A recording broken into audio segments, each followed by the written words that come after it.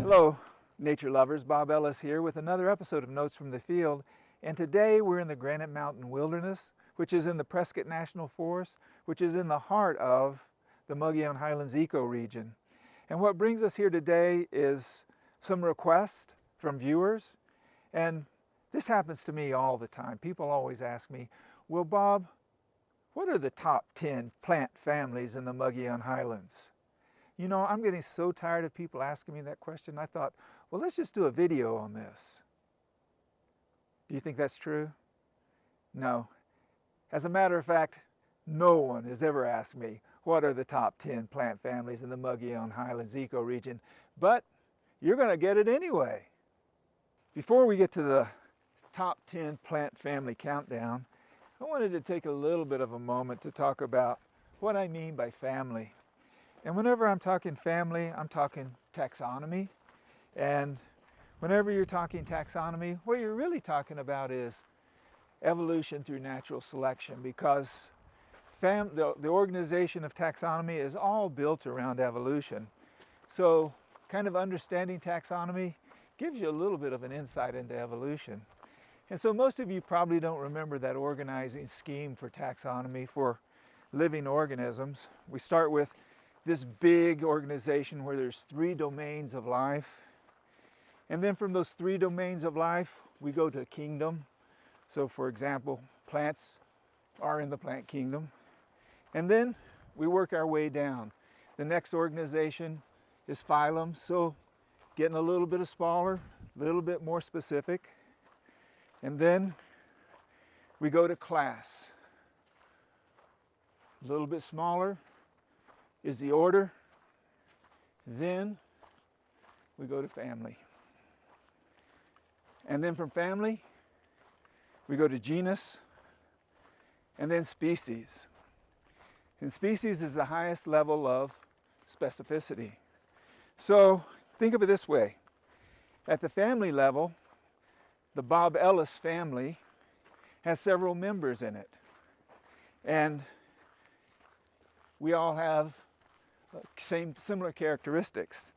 Whenever I go down to the genus level, I'm really going down to the last name level, and that is Ellis. And then whenever we go down to the species level, that's the Bob level.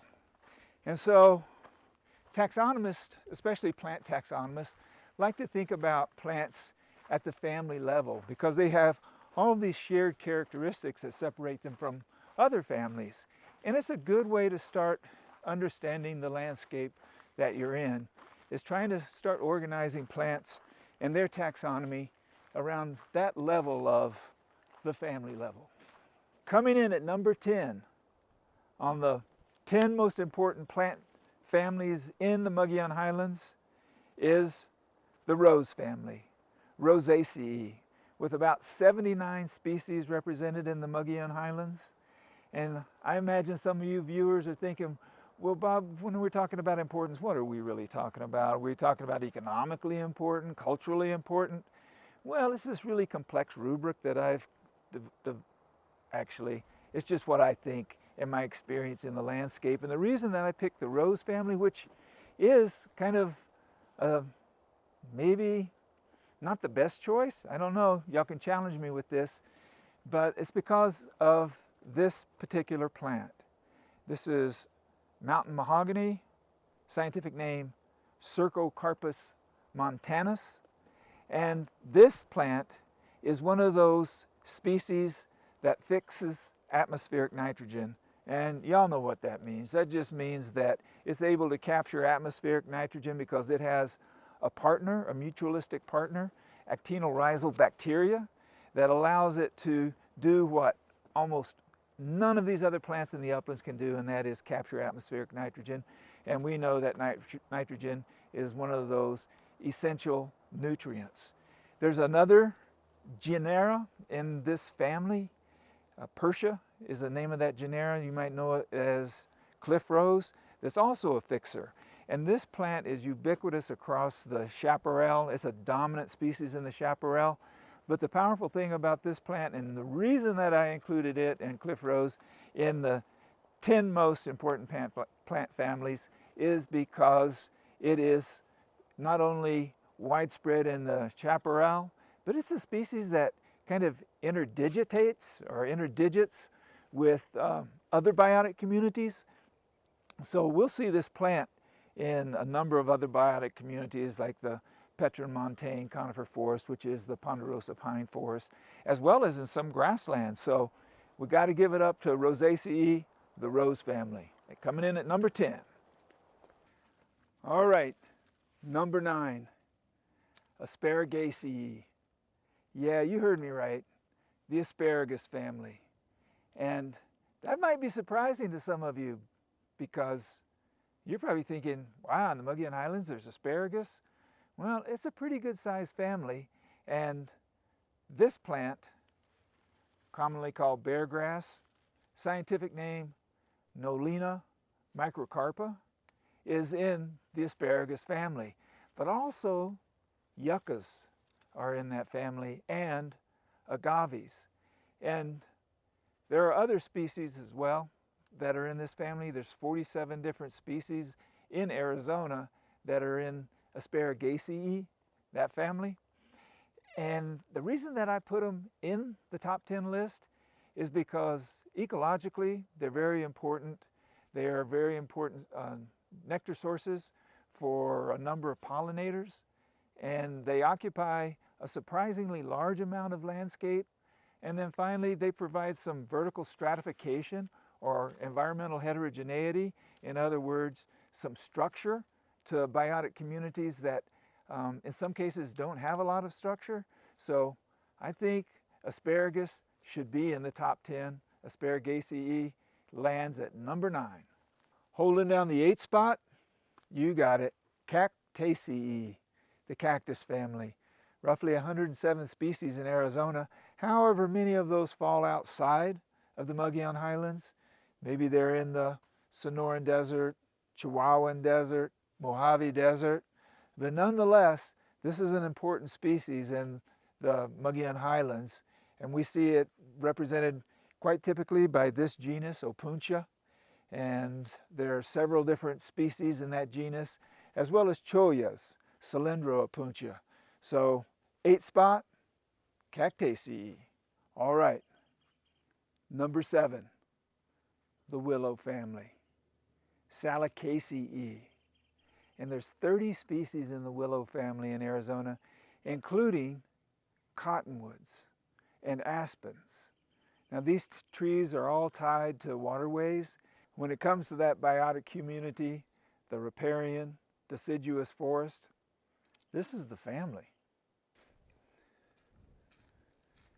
Coming in at number 6 is the oak family, Fagaceae. 15 species of oaks in Arizona. And the weird thing about oaks is that they hybridize. And so, yeah, they're promiscuous. So it makes identification a little bit difficult. However, there is no doubt about their importance. And their importance stretches straight across all biotic communities.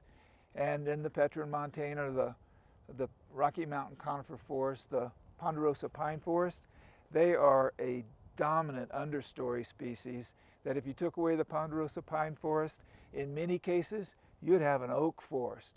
We hit the top 5. Coming in at number 5 is the bean family, Fabaceae. You might know it as Leguminosae. And this is the 3rd largest plant family in the world. There's 340 species of bean in Arizona. And the reason that it grabs that top 5 spot is because it is a nitrogen fixer. And a representative from that family is right here in front of us. Common name, false indigo bush. Scientific name, Amorpha fruticosa. Man, there are just some scientific names that you like to say. Amorpha fruticosa, Amorpha fruticosa. Oh, what a name.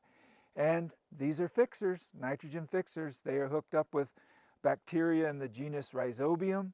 They capture that atmospheric nitrogen, fix it so that it becomes available to the broader biotic community. Cuts across all biotic communities in the Mogollon Highlands, representatives such as mesquite trees, which in some cases are very dominant. So let's give the bean family the 5 spot. Number 4. Coming in at number 4 is the largest plant family in the world. 22,000 species described so far, 643 species in Arizona, and that is the sunflower family, or the scientific name is Asteraceae. You might know it as its old name, Compositae. And this family is ubiquitous across all biotic communities and plays important roles. Genera such as Baccharis, found in all sorts of different biotic communities, playing a key role in those biotic communities. So shrubs and forbs mostly, no trees, however, still really important, such as this species, Guttarizia cerothri, broom snakeweed, and really common where cattle grazing has been heavy or livestock grazing has been heavy because cattle don't like to eat it. So, common indicator plant of overgrazing. Rolling into the top 3 is the pine family. Number 3, Pinaceae, 15 species in Arizona and the Mogollon Highlands, and throughout the Petron-Montane conifer forest, a continuous forest of over 200 miles of ponderosa pine forest. Pretty important species. And of course there are other species. Once you move up to a little bit higher elevations in the subalpine, you pick up firs and in some cases spruces even. So pine family representing at number 3. All right, it's almost drum roll time, and coming in at number 2, Cupressaceae. Yup, the cypress family. And this representative of the cypress family, Juniperus depiana, or alligator juniper, is one of the 9 species of cypress in Arizona, 8 of which are junipers.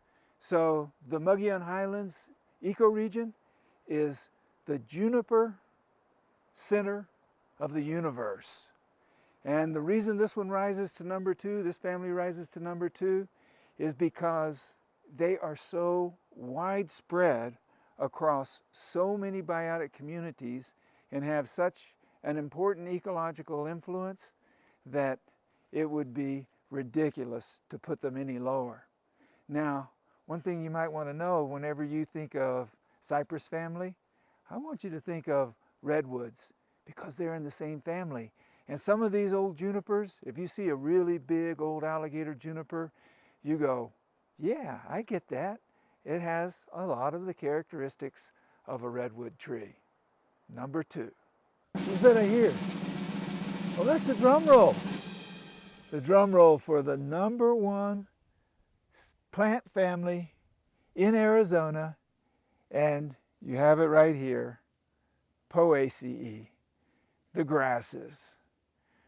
5th largest family in the world, 458 species in Arizona, and whenever you look at distribution of plants, boy, grasses are critical in a number of ways. Everything from the Sonoran Desert straight up to the subalpine meadows, there are grasses, and they once again play important roles in all those biotic communities. However, since livestock grazing was introduced into Arizona and the southwestern U.S. and the Mogollon Highlands, grasses have become less abundant, and so the biotic communities where they're dominant, like the semi-desert grasslands or the plains and Great Basin grasslands, have been fundamentally altered. So whenever we think about a really healthy and vibrant Mogollon Highlands ecoregion, we think grasses are cornerstone to that health. So you might be wondering, what does this mean to me, Bob? I mean, we're talking about the top 10 plant families of the Mogollon Highlands. Well, I'm going to encourage you to either challenge my list in the comments below if you have a different list, or if you think I'm out of line in the listing of my plant communities, go ahead and make your comment. I'm also interested in the place where you live. What do you think are the top 10 plant communities in your ecoregion? That might be an interesting thing for you to check out. We sure do appreciate you watching these notes from the field. And if you haven't subscribed, why don't you go ahead and do that, and you can hit the bell for notification. And I love seeing your comments, so go ahead and add comments. And if you want to see more content, there's a lot more content on our YouTube channel, as well as our website, naturalhistoryinstitute.org. Go over there and visit it. And until next time, Bob Ellis signing off.